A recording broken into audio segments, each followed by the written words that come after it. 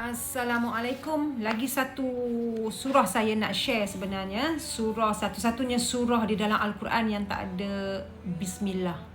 Surah At-Taubah, semua orang tahu tentang surah At-Taubah, cuma nak share lah supaya kita tak lupa untuk mengamalkannya. Surah ni pun bagus sangat-sangat jika diamalkan setiap hari tanpa tinggal selepas solat. InsyaAllah semua kebaikan akan berlaku dengan izin Allah. Surah Taubah ni ayat 128, 129.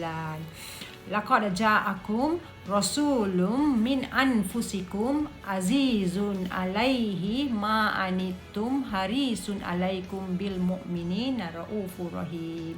Fa in tawallaw faqul hasbiyallahu la ilaha illa huwa alaihi tawakkaltu wa huwa rabbul arsyil azim.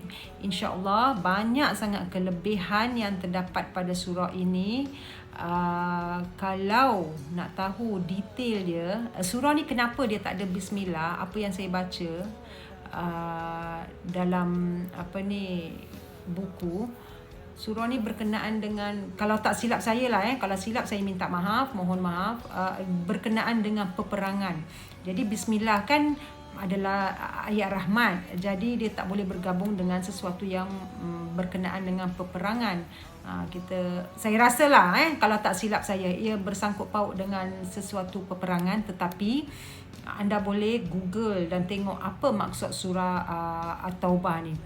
Sangat baik, terlalu banyak kelebihan. Tolong amalkan setiap hari selepas solat fardu, amalkan. Semoga semua kebaikan dan manfaat datang kepada kita, insya-Allah. Selamat beramal. Assalamualaikum.